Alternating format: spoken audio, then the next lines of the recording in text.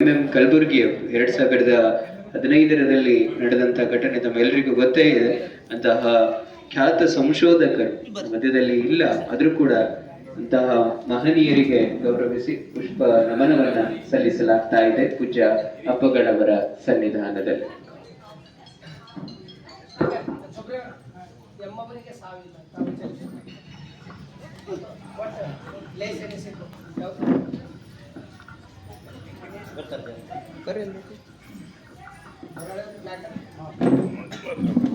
ಓಂ ಶ್ರೀ ಬಸವಲಿಂಗಾಯ ನಮಃ. ಓಂ ಶ್ರೀ ಗುರು ಬಸವಲಿಂಗಾಯ ನಮಃ. ಓಂ ಶ್ರೀ ಗುರು ಬಸವಲಿಂಗಾಯ ನಮಃ. ಶ್ರೀ ಗುರು ಬಸವಲಿಂಗಾಯ ನಮಃ. ಲೋಕದಂತೆ ಬಾರರು, ಲೋಕದಂತೆ ಇರರು, ಲೋಕದಂತೆ ಹೋಹರು ನೋಡಯ್ಯ. ಪುಣ್ಯದಂತೆ ಬಪ್ಪರು, ಜ್ಞಾನದಂತೆ ಇಪ್ಪರು,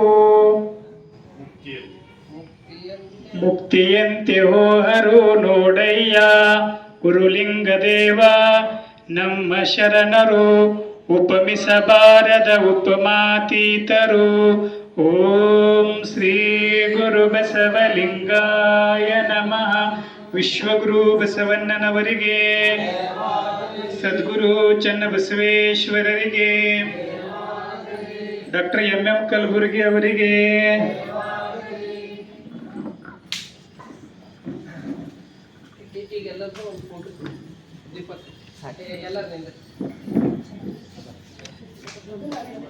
ಸ್ವಲ್ಪ ವೈಡ್ ಆಗ್ರಿ.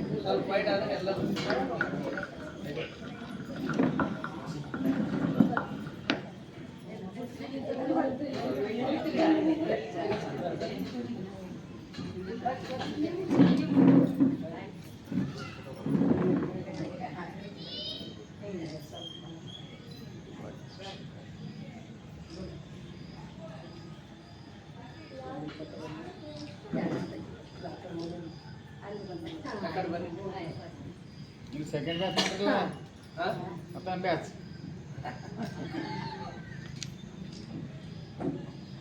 ಜೈ ಗುರು ಬಸವೇಶ್ವರ.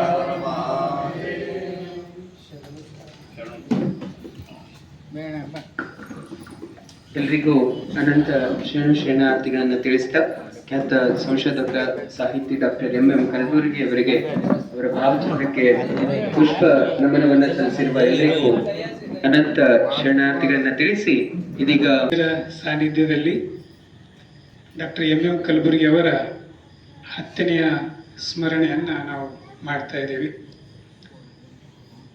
10 ವರ್ಷದ ಕೆಳಗಡೆ ಇವತ್ತಿನ ದಿನನೇ ಬೆಳಗ್ಗೆ 8-8:30 ಗಂಟೆಗೆ ಧಾರವಾಡದಲ್ಲಿ ಎಂ ಕಲಬುರ್ಗಿ ಅವ್ರ ಮನೆಯಲ್ಲಿ ಬಂದುನೇ ಅವರಿಗೆ ಕೊಲೆ ಮಾಡಲಾಯಿತು.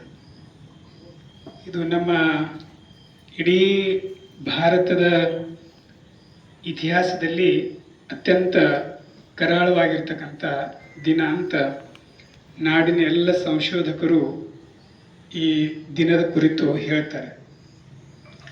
ಇದಕ್ಕಿಂತ ಪೂರ್ವದಲ್ಲಿ ಮಹಾರಾಷ್ಟ್ರದಲ್ಲಿ ಕಲಬುರ್ಗಿ ಅವರ ಒಂದು ಯಾವ ಮಾರ್ಗದಲ್ಲಿ ನಡೀತಾ ಇದ್ದರು, ಯಾವ ತತ್ವ ಸಿದ್ಧಾಂತಗಳನ್ನು ಅವರು ಧೈರ್ಯವಾಗಿ ಹೇಳ್ತಾ ಇದ್ದರು ಅಂತ 2 ಜನ ಒಂದು ಸಂಶೋಧಕರ ಹತ್ಯೆ ಮಹಾರಾಷ್ಟ್ರದಲ್ಲಿ ಆಯಿತು. ಡಾಕ್ಟರ್ ನರೇಂದ್ರ ದಾಭೋಳ್ಕರ್ ಮತ್ತು ಕಾಮ್ರೇಡ್ ಗೋವಿಂದ್ ಪಾನ್ಸರೆ ಅಂತ. 3ನೇ ಹತ್ಯೆ ನಮ್ಮ ಕಲಬುರ್ಗಿ ಅವ್ರದ್ದಾಯಿತು. 4ನೇ ಹತ್ಯೆ ಗೌರಿ ಲಂಕೇಶ್ ಅವ್ರದ್ದಾಯಿತು.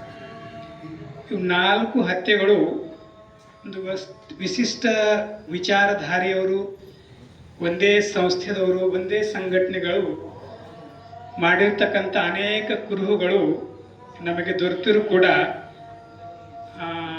ದಾಭೋಳ್ಕರ್ ಅವರ ಹತ್ಯೆ ಆಗಿ 15-12 ವರ್ಷ ಆಗ್ಲಿತ್ತು. ಪಾನ್ಸರೆ ಅವ್ರ ಹತ್ಯೆ ಆಗಿ ಸರಿಸುಮಾರು ಅಷ್ಟೇ ವರ್ಷ ಆಯಿತು. ಕಲಬುರ್ಗಿ ಅವ್ರ ಹತ್ಯೆ ಆಗಿ 10. ಇಲ್ಲಿಯವರೆಗೆ ಅವರಿಗೆ ಯಾರು ಕೊಲೆ ಮಾಡ್ಯಾರಂತ ನಮ್ಮ ಕೇಂದ್ರ ಸರ್ಕಾರಕ್ಕಾಗಲಿ ರಾಜ್ಯ ಸರ್ಕಾರಕ್ಕೆ ಗುರುತು ಹಿಡಲಿಕ್ಕೆ ಸಾಧ್ಯ ಆಗಿಲ್ಲ.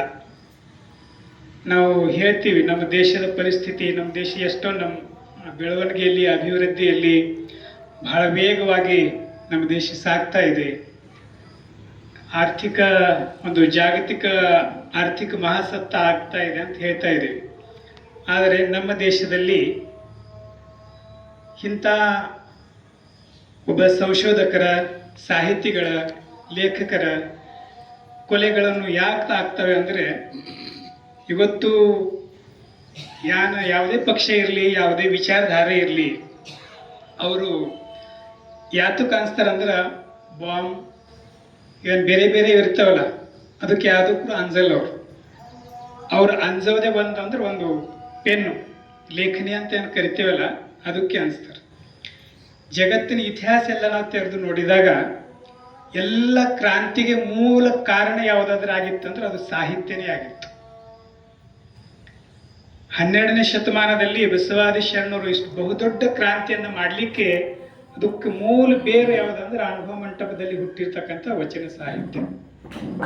ಒಂದು ವೇಳೆ ವಚನ ಸಾಹಿತ್ಯ ಶರಣರು ಹುಟ್ಟು ಹಾಕ್ತಿದ್ದಿಲ್ಲ ಅಂದರೆ ಶರಣರು ಇಷ್ಟು ದೊಡ್ಡ ಪ್ರಮಾಣದಲ್ಲಿ ಇಂದು ಜಗತ್ತಿಗೆ ಪ್ರಭಾವ ಬೀರ್ತಕ್ಕಂಥ ಕ್ರಾಂತಿ ಮಾಡಲಿಕ್ಕೆ ಸಾಧ್ಯ ಆಯ್ತಿರ್ಲಿಲ್ಲ. ತಮಗೆ ಗೊತ್ತದ, ಫ್ರೆಂಚ್ ರಾಜ್ಯ ಕ್ರಾಂತಿ ಆಯಿತು, ರಷ್ಯಾದ ರಾಜ್ಯ ಕ್ರಾಂತಿ ಆಯಿತು. ಅದು ಯಾವಲಿಂದ ಪ್ರಭಾವಿತ ಆಗಿದೆ ಅಂತ ನಾವು ನೋಡಿದಾಗ ಅಲ್ಲಿ ಒಂದೊಂದು ಸಾಹಿತ್ಯ ಕೃತಿಗಳು ಹುಟ್ಕೊಂಡು, ಆ ಸಾಹಿತ್ಯ ಕೃತಿನೇ ಜನರಲ್ಲಿ ಎಂಥ ಕೆತ್ಸ ನಿರ್ಮಾಣ ಮಾಡೋದು ಅಂದ್ರೆ ಅದು ಇಡೀ ಆ ವ್ಯವಸ್ಥೆನೇ ಬದಲಾವಣೆ ಮಾಡ್ತಕ್ಕಂಥ ಸಾಮರ್ಥ್ಯ ಆ ಒಂದು ಸಾಹಿತ್ಯ ಕೃತಿಯಲ್ಲಿ, ಒಂದು ಹಾಡಿನಲ್ಲಿ, ಒಂದು ಲೇಖನದಲ್ಲಿ ಇದ್ದಿದ್ದು ನಾವು ಕಾಣ್ತೀವಿ.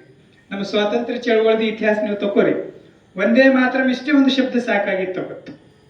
ಇಷ್ಟೇ ಒಂದು ಶಬ್ದ ನೀವು ಹೇಳ್ತಿದ್ರೆ ಅಂದ್ರೆ ನೀವು ಜೈಲಿಗೆ ಹೋಯ್ತೀರಿ. ಅಂದ್ರೆ ಅದು ಯಾತ್ರ ಸಾಮರ್ಥ್ಯ, ಅದು ಶಬ್ದದ ಸಾಮರ್ಥ್ಯ ಇತ್ತು. ಸಾರೇ ಜಹಾಂ ಸೆ ಅಚ್ಚಾ ಅಂತ ನೀವು ಹೇಳ್ರಿ, ಇನ್ಕ್ಲಾಬ್ ಜಿಂದಾಬಾದ್ ಅಂತ ಇಷ್ಟು ಶಬ್ದ ನೀವು ಹೇಳ್ತೀರ ಅಂದ್ರೆ ನಿಮಗೆ ಸೆರೆಮನೆಗೆ ಹೋಗತಕ್ಕಂಥ ವ್ಯವಸ್ಥೆ ಆ ವ್ಯವಸ್ಥೆಯನ್ನು ಮಾಡ್ತಿತ್ತು. ಅಂಥ ಒಂದು ಪರಂಪರೆಯಲ್ಲಿ 12ನೇ ಶತಮಾನದಿಂದ ನಾವು ನೋಡಿದೆವು ನಮ್ಮ ಇತಿಹಾಸ ಅಂದ್ರೆ, ಆ ಒಂದು ಪರಂಪರೆ ನಮ್ಮ 12ನೇ ಶತಮಾನ ಹಿಡ್ಕೊಂಡೆ ನಮ್ಮ ಹಿಂದೆ ಬಂದವು.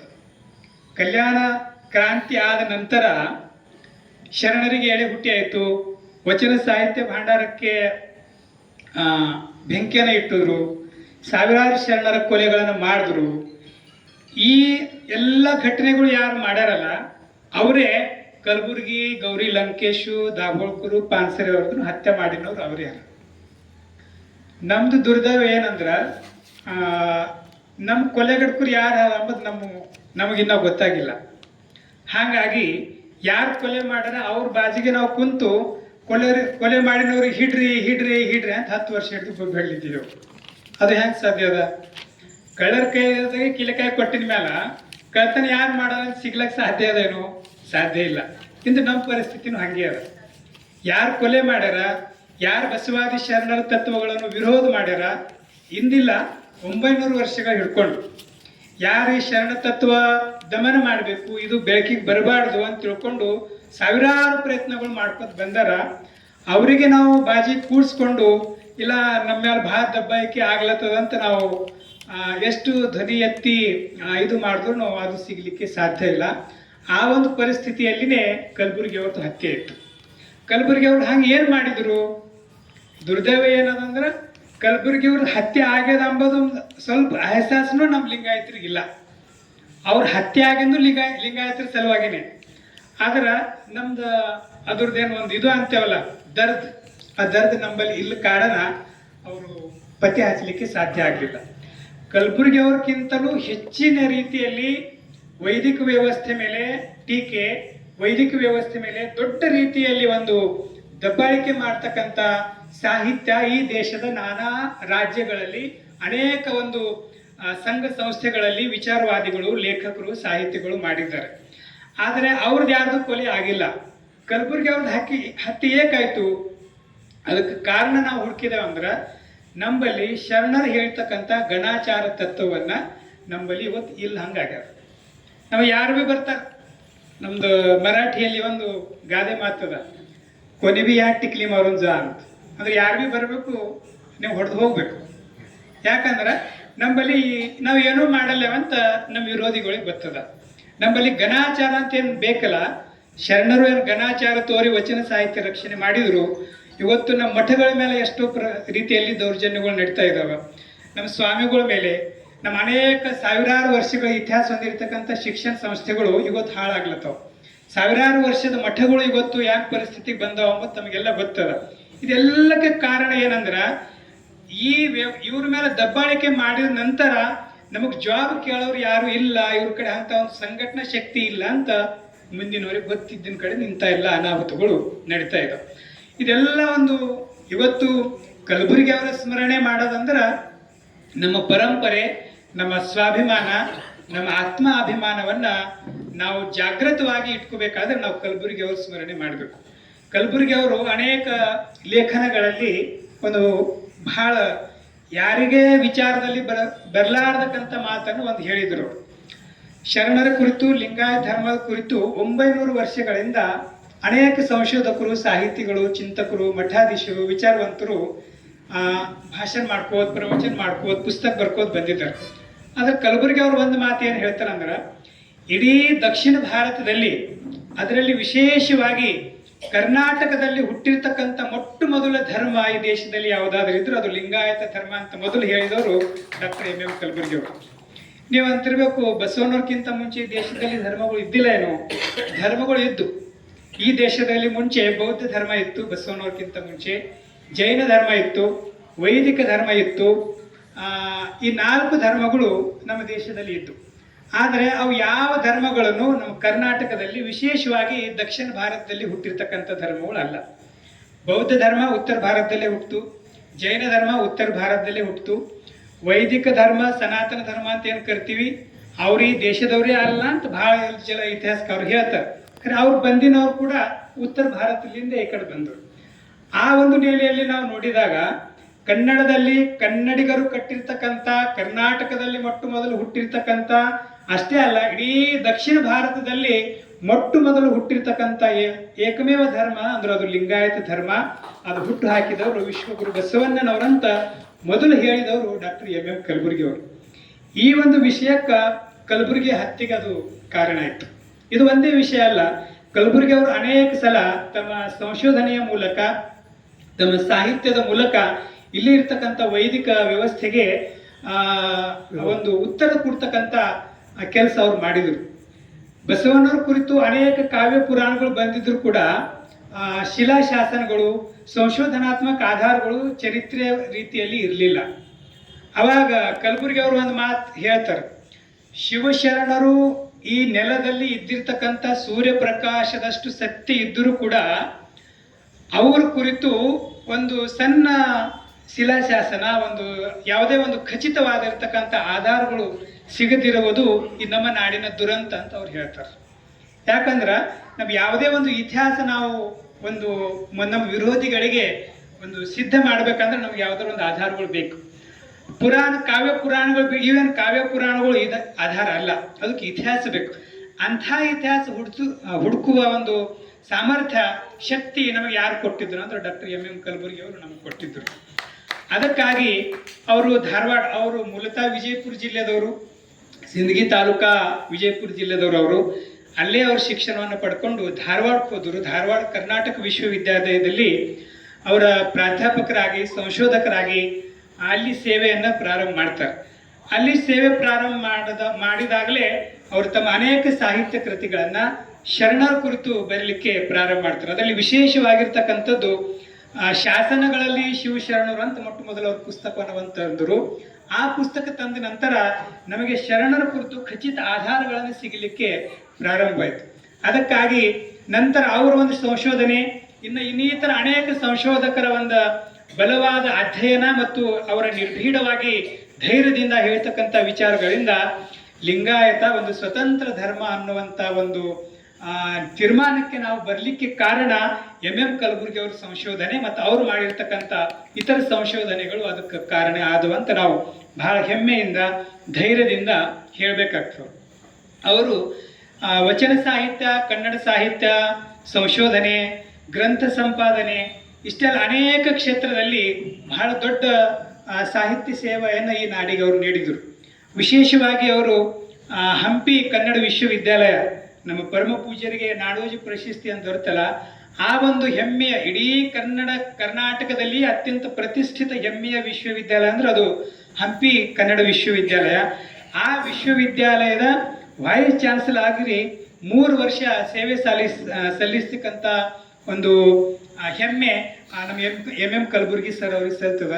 ಅವರು ಆ ಒಂದು ಕುಲಪತಿ ಆದ ನಂತರ ಬಹಳ ಶ್ರೇಷ್ಠವಾಗಿರ್ತಕ್ಕಂಥ ಕಾರ್ಯಗಳು ಆ ಒಂದು ತಮ್ಮ ಅವಧಿಯಲ್ಲಿ ಅವ್ರು ಮಾಡ್ತಾರೆ. ಆ ನಂತರ ಅವರು ಇಡೀ ನಮ್ಮ ವಚನ ಸಾಹಿತ್ಯ ಹಳಕಟ್ಟಿ ಅವರು ಒಂದು ಬಹಳ ದೊಡ್ಡ ಕೆಲಸ ಮಾಡಿದ್ರು. ಆ ನಂತರ ಹಳಕಟ್ಟಿ ಅವರು ಏಕಾಂಗಿಯಾಗಿ ಕೆಲಸ ಮಾಡಿದ್ರು. ಆದ್ರೆ ಕಲಬುರ್ಗಿ ಅವರ ವಿಶೇಷತೆ ಏನಂದ್ರೆ ಅವ್ರೊಬ್ರು ಕೆಲಸ ಮಾಡಲಿಲ್ಲ, ಅವ್ರು ಸಾವಿರಾರು ಜನರಿಗೆ ಕೆಲಸಕ್ಕೆ ಹಚ್ಚಿದ್ರು. ಅದೊಂದು ಅವ್ರ ಸಂಘಟನಾ ಸಾಮರ್ಥ್ಯ ನಾವು ಬಹಳ ಮೆಚ್ಕೋಬೇಕು.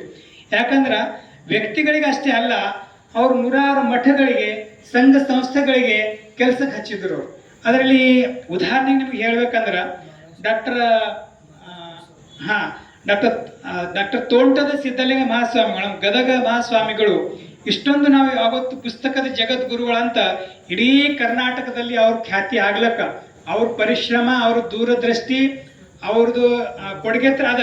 ಅಂದ್ರೆ ಅದಕ್ಕೆ ಒಬ್ಬರು ಮಾರ್ಗದರ್ಶಕರಾಗಿ ನಿಂತಿನವರು ಡಾಕ್ಟರ್ ಎಂ ಕಲಬುರ್ಗಿ ಅವರು. ಎಂ ಕಲಬುರ್ಗಿ ಅವರು ಮತ್ತು ನಮ್ಮ ಗದಗಿನ ಜಗದ್ಗುರುಗಳು MA ಅವ್ರ ಕ್ಲಾಸ್ಮೇಟ್ ವಿದ್ಯಾರ್ಥಿಗಳು.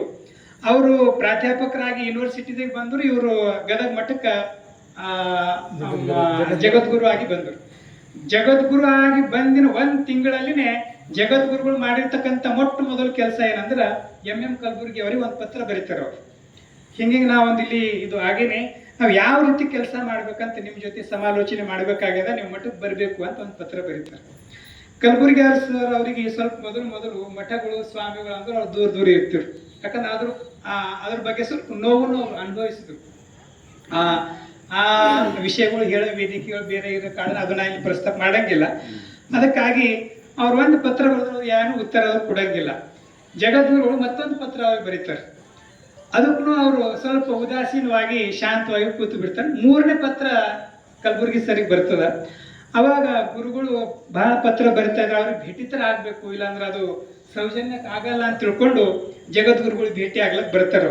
ಅವ್ರು ಭೇಟಿ ಆದ ನಂತರ ಜಗದ್ಗುರುಗಳು ಮೊಟ್ಟ ಮೊದಲು ಹೇಳಿರ್ತಕ್ಕಂಥ ಏನಂದ್ರೆ, ನಾ ಮಠದ ಒಡೆಯರಾಗಿ ಇರ್ಲಿಕ್ಕೆ ನಂಗೆ ಇಷ್ಟ ಇಲ್ಲ, ಯಾವ ರೀತಿ ಕೆಲಸ ಮಾಡ್ಬೇಕಂಬುದನ್ನು ನೀವು ಮಾರ್ಗದರ್ಶನ ಮಾಡಿದ್ರೆ ಇದೊಂದು ಬಹಳ ಚಲೋ ಕೆಲಸ ಆಗ್ತದೆ ಅಂತ ತಿಳ್ಕೊಂಡು ಅವರು ಹೇಳಿದಾಗ, ಅವಾಗ ಮೊಟ್ಟ ಮೊದಲು ಅಲ್ಲಿ ಲಿಂಗಾಯತ ಅಧ್ಯಯನ ಸಂಸ್ಥೆ ಅಂತ ಹುಟ್ಟು ಹಾಕಿ ಲಿಂಗಾಯತ ಪುಣ್ಯ ಪುರುಷರ ಮಾಲಿಕೆಯ ಮೂಲಕ ಸುಮಾರು 500 ಪುಸ್ತಕಗಳನ್ನ ಗದಗ ಮಠದಿಂದ ಬರಲಿಕ್ಕೆ ಅದ್ರ ಬೆನ್ನ ಹಿಂದಿನ ಶಕ್ತಿ ಅಂದ್ರೆ ನಮ್ಮ ಎಂ ಕಲಬುರ್ಗಿ ಅವರು. ಈ ಸೇವೆ ಮಾಡಿದ ನಂತರ ಗದಗ ಜಗದ್ಗುರುಗಳು ಪುಸ್ತಕದ ಜಗದ್ಗುರುಗಳು, ಕನ್ನಡದ ಕುಲಗುರು ಅಂತ ಅವರಿಗೆ ಒಂದು ಖ್ಯಾತಿ ಬರಲಿಕ್ಕೆ ಪ್ರಾರಂಭ ಆಯ್ತು. ಆ ಸಂಸ್ಥೆ ಎಷ್ಟರ ಮಟ್ಟಕ್ಕೆ ಅವ್ರು ಬೆಳೆದ್ರು ಅಂದ್ರೆ ಕರ್ನಾಟಕ ವಿಶ್ವವಿದ್ಯಾಲಯ ಮಾಡಲಾಗದಕ್ಕಿಂತ ಹೆಚ್ಚಿನ ಕೆಲಸ ಗದಗಿನ ಮಠ ಮಾಡಲಿಕ್ಕೆ ಎಂ ಕಲಬುರ್ಗಿ ಅವರು ಕಾರಣ ಆದರು. ಎರಡನೇದ್ದು, ಅನೇಕ ಮಠಗಳಿಗೆ ಅವರು ನಾಗೂರ್ ಮಠ ಇರ್ಬೋದು, ಸುತ್ತೂರು ಮಠ, ಯಾವ ಮಠಕ್ಕೆ ಏನು ಕೆಲಸ ಕೊಡ್ಬೇಕು ಅದು ಬಹಳ ಕರೆಕ್ಟ್ ಕೆಲಸ ಕೊಡ್ತಕ್ಕಂಥ ಒಂದು ಶಕ್ತಿ ಎಂ ಕಲಬುರ್ಗಿ ಬಳಿ ಅವ್ರ ಬಳಿ ಇತ್ತು. ಹೀಗೆ ಒಮ್ಮೆ ಭಾಲ್ಕಿ ಮಠಕ್ಕೆ ಕಲಬುರ್ಗಿ ಸರ್ ಅವ್ರು ಬಂದಿದ್ರು. ಅವರಿಂದ ಮನೆಯಲ್ಲಿ ಮಹಾಮನೆ ಕಾರ್ಯಕ್ರಮ ಉದ್ಘಾಟನೆ ಕಲಬುರ್ಗಿ ಸರ್ ಇದೇ ವೇದಿಕೆಯಲ್ಲಿ ಕಲಬುರ್ಗಿ ಸರ್ ಅವರ ಒಂದು ಲಿಂಗಾಸ್ತೆಯಿಂದ ನಡೆದು ಇಡೀ ನಮ್ಮ ಭಾಲ್ಕಿದಲ್ಲಿನೇ ಒಂದು ವಾತಾವರಣ ಅದು ಚೇಂಜ್ ಮಾಡ್ತಕ್ಕಂಥ ಸಾಮರ್ಥ್ಯ ಕಾರ್ಯಕ್ರಮ ಮಾಡಿತ್ತು. ಅವಾಗ ಬಂದಾಗ ಪೂಜ್ಯರು ಡಾಕ್ಟರ್ ಬಸವಲಿಂಗ ಪಟ್ಟದೇವರು ಕಲಬುರ್ಗಿ ಸರ್ ಅವರಿಗೆ ಒಂದು ಮಾತು ಕೇಳ್ತಾರ, ಸರ್ ನಾವು ಗಡಿ ಭಾಗದಲ್ಲಿ ಇದ್ದೀವಿ, ಕೆಲಸ ಮಾಡ್ಬೇಕಂತ ಬಹಳ ನಮಗೊಂದು ಬಸವ ತತ್ವ ಪ್ರಸಾರ ಮಾಡ್ಬೇಕಂತ ಬಹಳ ನಮಗೊಂದು ಹುಮ್ಮಸ್ಸು ಉತ್ಸಾಹ ಅದ, ಅದು ಯಾವ ರೀತಿ ಕೆಲಸ ಮಾಡ್ಬೇಕಂತ ನಮಗೆ ಸರಿಯಾಗಿ ಒಂದು ದಾರಿ ಇದು ಆಗ್ತಾ ಇಲ್ಲ, ತಾವು ಸ್ವಲ್ಪ ಮಾರ್ಗದರ್ಶನ ಮಾಡಿದ್ರೆ ನಾವು ಕೆಲಸ ಮಾಡ್ತೀವಿ ಅಂತ ಅಪ್ಪವ್ರು ಕೇಳಿದ್ರಂತವ್ರಿಗೆ. ಕೇಳೋಣ ಅವರು ಕಲಬುರ್ಗಿ ಸರ್ ಅವರು ನಮ್ಮ ಗುರುಗಳಿಗೆ ಪ್ರಸಾದ ಕುಂತಿರು. ಏನಿಲ್ಲ ಗುರುಗಳೇ, ನೀವು ಮಹಾರಾಷ್ಟ್ರದ ಗಡಿ ಅದ, ಈ ಕಡೆ ತೆಲಂಗಾಣ ಗಡಿ ಅದ, ಈ ಕಡೆ ನೀವು ಮಹಾರಾಷ್ಟ್ರ ಬಸವ ಪರಿಷತ್ ಅಂತ ಒಂದು ಸಂಸ್ಥೆ ಮಾಡಿ ಸಾಹಿತ್ಯ ಪ್ರಕಾಶನ ಮಾಡಿ ಬಸವತತ್ವ ಪ್ರಚಾರ ಮಾಡ್ರಿ, ತೆಲಂಗಾಣ ಬಸವ ಪರಿಷತ್ ಅಂತ ಮಾಡಿ ಆ ಕಡೆ ನೀವು ಪ್ರಸಾರ ಮಾಡ್ರಿ. ಇದು ಕರ್ನಾಟಕದಲ್ಲಿ ಮಾಡ್ಲಿಕ್ಕೆ 1000 ಮಠಗಳವ, 1000 ಮಠಾಧೀಶರದ, ಆ ಕಡೆ ನೋಡ್ಲವ್ರು ಯಾರೂ ಇಲ್ಲ, ನೀವು ಆ ಕಡೆ ಮಾಡಿದ್ರಂದ್ರೆ ಬಸವತತ್ವ ಬಹಳ ದೊಡ್ಡ ಪ್ರಮಾಣದಲ್ಲಿ ಬೆಳೀತಂತ ಮೊಟ್ಟ ಮೊದಲು ಪರಮ ಪೂಜ್ಯರಿಗೆ ಹೇಳಿದವರು ಡಾಕ್ಟರ್ ಎಂ ಕಲಬುರ್ಗಿ ಸರ್. ಇದು ಅಪ್ಪವರು ಮಾತಾಡ ಹೇಳ್ಯಾರ, ನಾನು ಹೊಸ ವಿಷಯ ನಿಮ್ಮಲ್ಲಿ ಹೇಳ್ತಾ ಇಲ್ಲ. ಇವತ್ತು ಇಡೀ ಮಹಾರಾಷ್ಟ್ರದಲ್ಲಿ ಬಸವ ಜಾಗೃತಿ ಮಾಡಲಿಕ್ಕೆ ಪರಮ ಪೂಜ್ಯರ ಪರಿಶ್ರಮ, ಪರಮ ಪೂಜ್ಯರು ಲಕ್ಷಾಂತರ ಇಲ್ಲ ಕೋಟ್ಯಾಂತರ ರೂಪಾಯಿ ಹಣವನ್ನ ಮಠದಿಂದ ಹಾಕಿ ಆ ಒಂದು ಕೆಲಸ ಮಾಡಲಿಕ್ಕೆ ಅದ್ರ ಹಿಂದೆ ಒಂದು ಮಾರ್ಗದರ್ಶನ ಶಕ್ತಿ ಯಾರ್ದಿತ್ತಂದ್ರೆ ಡಾಕ್ಟರ್ ಕಲಬುರ್ಗಿ ಸರ್ ಇತ್ತಂತ ನಾವೆಂದು ಮರಿಲಿಕ್ಕೆ ಸಾಧ್ಯ ಇಲ್ಲ. ಅಪ್ಪರು ನಮಗೆ ಅವಾಗ ಕಲಬುರ್ಗಿ ಸರ್ ಏನು ಸಂಪರ್ಕ ಹೆಸರು ಏನೂ ಗೊತ್ತಿದ್ದಿಲ್ಲ. ನಾವು ಬಸವ ಸಂದೇಶ ಯಾತ್ರೆ ಆಗಲ್ಲ ಎಲ್ಲೆಲ್ಲಿ ಕಾರ್ಯಕ್ರಮ ಆಯ್ತಿತ್ತು ಅಪ್ಪವ್ರ ಮೊದಲು ಫೋನು ನಮ್ಮ ಕಲಬುರ್ಗಿ ಸರ್ ಅವ್ರಿಗೆ ಹಚ್ತಿರು. ಸರ್ ಭಾಳ ಚಲೋ ಕಾರ್ಯಕ್ರಮ ಐತ್ರಿ, ಇಷ್ಟೆಲ್ಲ ಪತ್ರಿಕೆದಾಗ ವಾಟ್ಸಪ್ಪು ಫೇಸ್ಬುಕ್ ಇದು ಏನೂ ಇದ್ದಿಲ್ಲ, ಭಾಳ ಜನರ ರೆಸ್ಪಾನ್ಸ್ ಅದ ಅಂದ್ರೆ ಅವ್ರು ಎಷ್ಟು ಖುಷಿ ಪಡ್ತಿರು. ಡಾಕ್ಟರ್ ಬಸವಲಿಂಗ ಪಟ್ಟದೇವರು ನಮ್ಮ ಭಾಲ್ಕಿ ಮಠ ಮಾಡಿರ್ತಕ್ಕಂಥ ಕಾರ್ಯ ಈ ನಾಡಿನಲ್ಲಿ ಅತ್ಯಂತ ಖುಷಿ ಪಡೋರು ಇಬ್ಬರು ವ್ಯಕ್ತಿ ಅಂದ್ರೆ ಮೊದಲನೇವರು ಗದಗಿನ ಜಗದ್ಗುರುಗಳು, ಎರಡನೇವರು ಡಾಕ್ಟರ್ ಕಲಬುರ್ಗಿ ಸರ್. ಅವರಿಬ್ಬರನ್ನು ಒಂದು ಕಾಲಕ್ಕಿಂತ ಮುಂಚೆನೆ ಕಳೆದುಕೊಂಡು ನಾವು ಎಲ್ಲರಿಗಿಂತ ಹೆಚ್ಚಿಗೆ ಭಾಲ್ಕಿ ಮಠ ಒಂದು ಅನಾಥ ರೀತಿಯಲ್ಲಿ ಆಗಿದೆ ಅಂತ ಎಲ್ಲ ಪೂಜ್ಯರು ಎಲ್ಲರೂ ಹೇಳ್ತಾ ಬಂದಿದ್ದಾರೆ. ಅಂಥ ಒಂದು ಸಾಮರ್ಥ್ಯ ಶಕ್ತಿ ನಮ್ಮ ಕಲಬುರ್ಗಿ ಸರ್ ಅವ್ರದ್ದಿತ್ತು. ಆದರೆ ಮತ್ತೊಂದು ಒಂದು ವಿಷಯವನ್ನು ಹೇಳಿ ನಾನು ಅವರು ಬಹಳಷ್ಟು ಕೆಲಸ ಮಾಡ್ಯಾರ. ನಮ್ಮ ಸಮಗ್ರ ವಚನ ಸಾಹಿತ್ಯ ಸಂಪುಟ ಕರ್ನಾಟಕ ಸರ್ಕಾರದಿಂದ ಬರ್ಲಿಕ್ಕೆ ಡಾಕ್ಟರ್ ಕಲಬುರ್ಗಿ ಸರ್ ಅವರೇ ಕಾರಣ. ಮೊದಲು ಇಷ್ಟೊಂದು ಪ್ರಮಾಣದಲ್ಲಿ ವಚನಗಳು ಇದ್ದಂತ ನಮ್ಗೆ ಯಾರಿಗೂ ಅರಿವು ಇದ್ದಿದ್ದಿಲ್ಲ. ಸುಮಾರು 25,000 ವಚನಗಳು, 2,000ಕ್ಕಿಂತ ಹೆಚ್ಚಿನ ವಚನಕಾರರನ್ನ ಬೆಳಕಿಗೆ ತಂದು ಅವರೆಲ್ಲರ ಸಾಹಿತ್ಯನ ಒಂದೇ ಕಡೆ ಕೂಡಿಸಿ ಅದು ಕರ್ನಾಟಕ ಸರ್ಕಾರದಿಂದ ಪ್ರಕಟ ಮಾಡಿರ್ತಕ್ಕಂಥ ಸಾಮರ್ಥ್ಯ ಡಾಕ್ಟರ್ ಎಂ ಕಲಬುರ್ಗಿ ಅವರಲ್ಲಿ ಇತ್ತು. ಅವರು 3-4ನೇ ಪ್ರಕಟಣೆ ಈ ಒಂದು ಕಲಬುರ್ಗಿ ಅವರ ಒಂದು ಪ್ರಧಾನ ಸಂಪಾದಕದಲ್ಲಿ ಆಯಿತು. ಅಷ್ಟೇ ಅಲ್ಲ, ಹಳಕಟ್ಟಿ ಅವರ ಸಮಗ್ರ ಸಾಹಿತ್ಯನೂ ಕಲಬುರ್ಗಿ ಸರ್ ಅವರೇ ಪ್ರಿಂಟ್ ಮಾಡಿದ್ರು.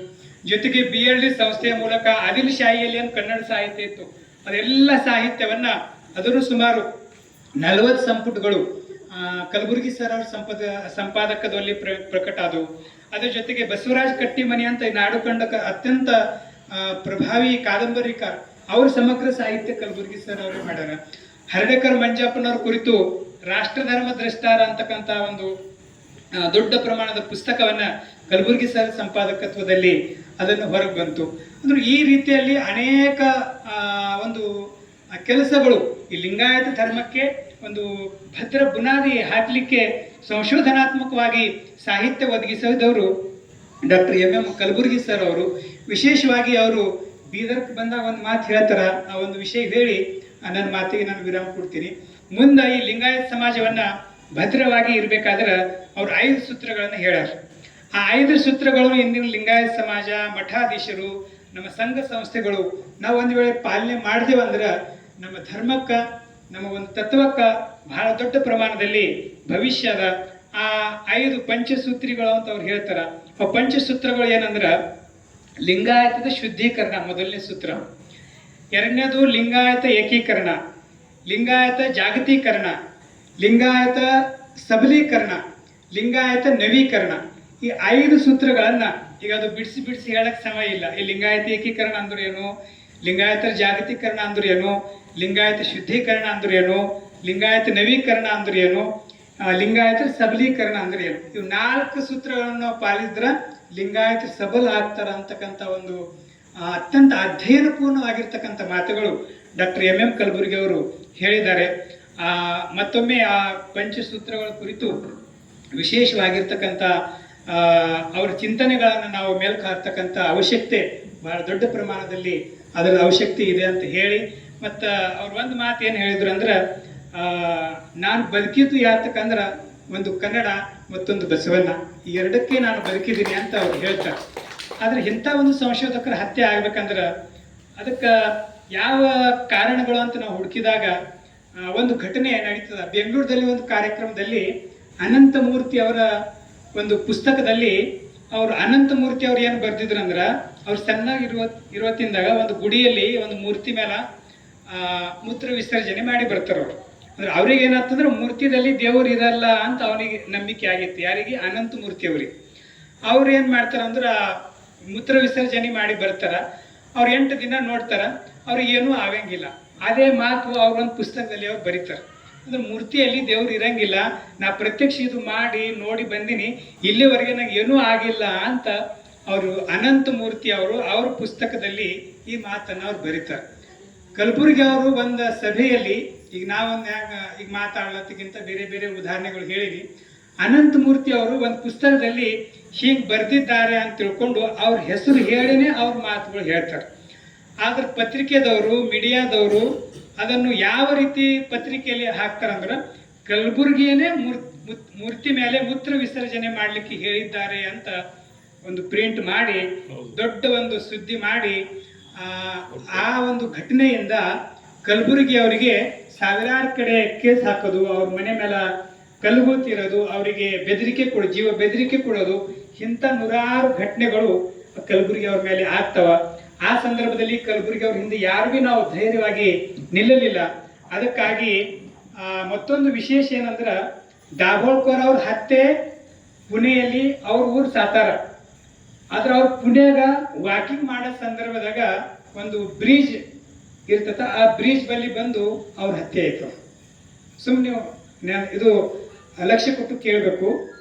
ದಾಭೋಳ್ಕರ್ದವ್ರ ಹತ್ಯೆ ಅವ್ರ ಊರು ಸಾತಾರ ಇದ್ರು ಪುಣೆಯಲ್ಲಿ ಅವರು ವಾಕಿಂಗ್ ಮಾಡೋ ಸಂದರ್ಭದಲ್ಲಿ ಆಯ್ತು. ಆ ನಂತರ ಎರಡನೇ ಹತ್ಯೆ ನಮ್ಮ ಪಾನ್ಸರಿ ಅವ್ರದ್ದು ಆಯ್ತು. ಅವ್ರು ಕೋಲ್ಹಾಪುರದವ್ರೆ. ಕೋಲ್ಹಾಪುರ ಊರಿನಾಗೆ ಅವರು ಮನೆಯಲ್ಲಿಂದ ಒಂದು 5 ನಿಮಿಷ ದಾರಿಯಲ್ಲಿ ಅವ್ರ ಮನೆ ಮುಂದೆ ವಾಕಿಂಗ್ ಮಾಡ್ತಾ ಇರ್ತಾರ. ಅವ್ರ ಮನೆ ಮುಂದಿನ ಒಂದು 5 ನಿಮಿಷದ ಒಂದು ಡಿಸ್ಟೆನ್ಸ್ ಮೇಲೆ ಅಲ್ಲಿ ಅವ್ರ ಹತ್ಯೆ ಆಯ್ತು. ಈ ಎರಡೂದಾಗ ಕಲಬುರಗಿ ಅವ್ರದಾಗ ಫರಕ್ ಏನದಂದ್ರ ಎರಡರದು ಅವ್ರೊಬ್ರು ಊರು ಹೊರಗಿದ್ರು, ಒಬ್ಬರು ಮನೆ ಹೊರಗಿದ್ರು. ಕಲಬುರಗಿ ಅವ್ರ ಹತ್ಯೆ ಮನೆ ಬಂದು ಹೊಡ್ತಾರೆ. ಅಂದ್ರೆ ಇದೆಷ್ಟು ದುರಂತ ಇದ್ದಿರ್ಬೇಕು.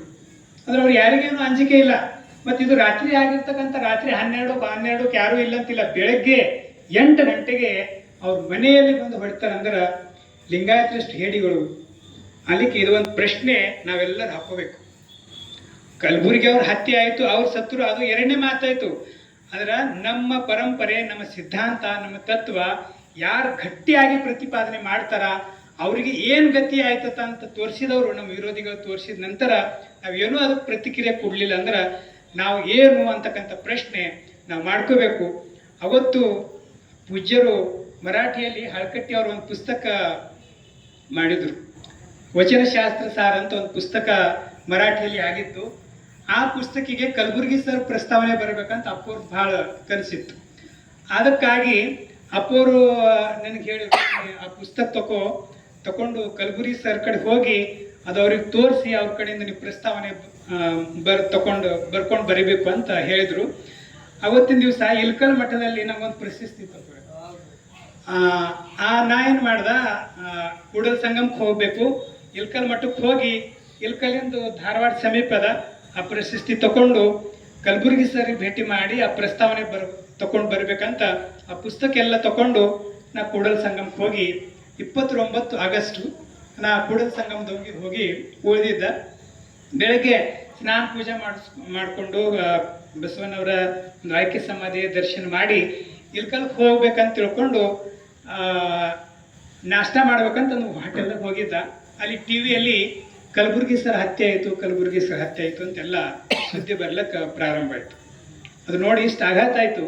ಅಂದ್ರೆ ಪೂಜ್ಯರು ಒಂದು ಇಲ್ಕಲ್ಗೆ ಹೋಗಂತ ಹೇಳ್ತಿಲ್ಲ ಅಂದ್ರೆ ಅಂದ್ರೆ ನಾ ಕಲಬುರ್ಗಿ ಸರ್ ಮನೆಗೆ ಇರ್ತಿದ್ದ. ಅವತ್ತು ಅಲ್ಲಿ ಏನಾಯ್ತಿತ್ತೋ ಗೊತ್ತಿದ್ದಿಲ್ಲ ಆವತ್ತು. ಆದರೆ ಮರುದಿನ ಕಲಬುರ್ಗಿ ಸರ್ ಭೇಟಿ ಆಗಲಿಲ್ಲ.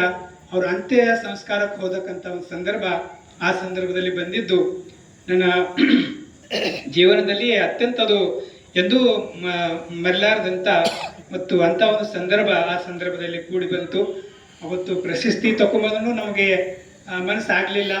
ಇಲ್ಕಲ್ ಅಪ್ಪೋರ ಜೊತೆನೇ ನಾವು ಕಲಬುರ್ಗಿ ಸರ್ ಅವರು ಒಂದು ಅಂತ್ಯ ಸಂಸ್ಕಾರಕ್ಕೆ ಹೋಗಿ ಈ ಕಡೆಯಿಂದ ಅಪ್ಪೋರು ಬಂದರು. ಅಪ್ಪೋರು, ಇಲ್ಕಲ್ ಅಪ್ಪೋರು, ಗದಗಿನ ಅಪ್ಪೋರು ಒಂದು ಕಡೆ ಆದ ನಂತರ ಗದಗಿನ ಜಗದ್ಗುರುಗಳು ಅಪ್ಪೋರಿಗೆ ನೋಡಿ ಒಂದು ಮಾತು ಹೇಳಿದರು. ಇವತ್ತು ನಂಗೆ ಅದು ನೆನಪದ. ಪಟ್ಟದೇವ್ರೆ, ನಮ್ಮದು ಮುಕುಟನೇ ಹೋಯ್ತಲ್ರಿ ಅಂತ ಹೇಳಿದ್ರು. ಕಲಬುರ್ಗಿ ಸರ್ ಅವ್ರದ್ದು ನೋಡಿಕೊಂಡು ಅದು ಎಷ್ಟರ ಮಟ್ಟಿಗೆ ನಿಜ ಅಂದ್ರೆ ಕಲಬುರ್ಗಿ ಸರ್ ಹೋದ ನಂತರ ಮತ್ತು ಗದಗಿನ ಜಗದ್ಗುರು ಹೋದ ನಂತರ ಈ ಗದಗಿನ ಈಗ ನಮ್ಮ ಮಠದ ಕಡೆಯಿಂದ ಏನು ಶ್ರೇಷ್ಠ ಸಾಹಿತ್ಯ ಕೃತಿಗಳು ಬರ್ತಾ ಇದ್ದಲ್ಲ ಅದೆಲ್ಲ ಒಂದು ಕಡೆ ಸ್ವಲ್ಪ ಕಡಿಮೆ ಆಗಿರ್ತಕ್ಕಂಥ ಒಂದು ಮನಸ್ಥಿತಿ ಇವತ್ತು ನಮಗೆ ಕಾಣಿಸ್ತಾ ಇದೆ. ಅಂದ್ರೆ ಒಬ್ಬರು ಶ್ರೇಷ್ಠ ಚಿಂತಕರು, ಒಬ್ಬರು ಶ್ರೇಷ್ಠ ಮಠಾಧೀಶರು ಹೋದ್ರಂದ್ರೆ ಸಮಾಜಕ್ಕೆ, ನಮ್ಮ ರಾಷ್ಟ್ರಕ್ಕೆ, ನಾಡಿಗೆ ಎಷ್ಟು ನಷ್ಟ ಆಯ್ತದ ಅಲ್ಲಿಕ್ಕೆ ಈ 2 ವ್ಯಕ್ತಿಗಳು ನಮ್ಮ ಮುಂದೆ ಉದಾಹರಣೆಗಳವ. ಅದಕ್ಕೆ ಕಲಬುರ್ಗಿ ಸರ್ ಅವರಿಗೆ ಭಾಲ್ಕಿ ಮಠದೊಂದು ಬಹಳ ದೊಡ್ಡ ಹೆಮ್ಮೆ ಇತ್ತು. ಅಪ್ಪವ್ರು ಯಾವಾಗ ಅವ್ರ ಮಾತು ಹೇಳ್ತಾರೆ, ಇಡೀ ನಾಡಿನ ಯಾವ ಸಂಶೋಧಕರನ್ನ ಹೇಳಲಾರದಂಥ ಮಾತು ಕಲಬುರ್ಗಿ ಸರ್ ಅವ್ರು ಹೇಳಿದ್ರು.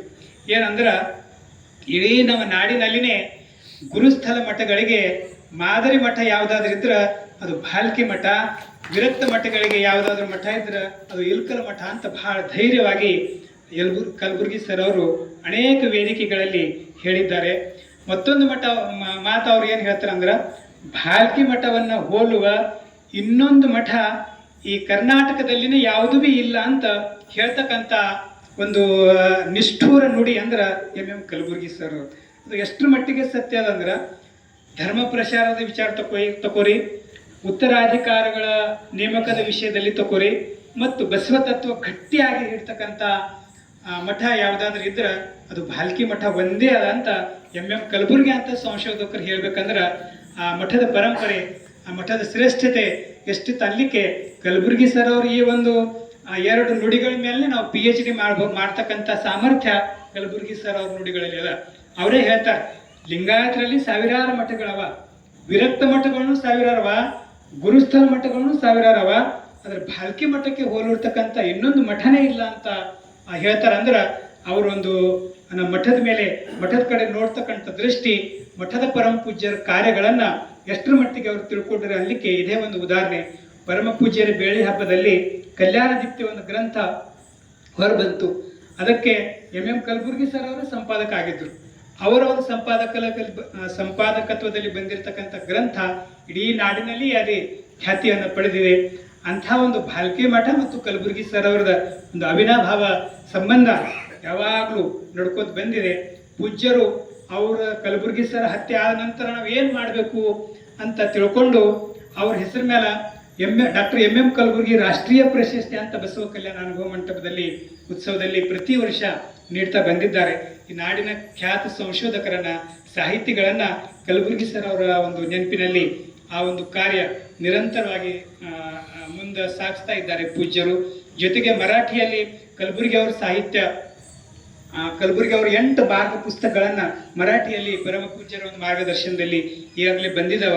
ಕನ್ನಡದಲ್ಲಿನೂ ಕಲಬುರ್ಗಿ ಸರ್ ಅವರ ಅನೇಕ ಕೃತಿಗಳನ್ನ ಪ್ರಕಟಣೆ ಮಾಡುವ ಮೂಲಕ ಕಲಬುರ್ಗಿ ಸರ್ ಅವರ ವಿಚಾರಗಳನ್ನ, ಬಸವಾದಿ ಶರಣರ ತತ್ವ ಸಿದ್ಧಾಂತಗಳನ್ನ ಜನಮನಕ್ಕೆ ಮುಟ್ಟಿಸುವ ಕಾರ್ಯ ನಮ್ಮ ಪರಮ ಪೂಜ್ಯರು, ನಮ್ಮ ಮಠ ಮಾಡ್ತಾ ಇದೆ ಅಂತ ಬಹಳ ಹೆಮ್ಮೆಯಿಂದ ಹೇಳ್ತಾ, ಕಲಬುರ್ಗಿ ಸರ್ ಅವರ ಒಂದು ಈ ಹತ್ಯೆ ಆದ 10 ವರ್ಷ ಆಯಿತು. ಅವರ ಒಂದು ಸ್ಮರಣೆ ನಿಮ್ಮೆಲ್ಲರಿಗೆ ನಮ್ಮ ಧರ್ಮದ ಅಭಿಮಾನವನ್ನ, ಸ್ವಾಭಿಮಾನವನ್ನ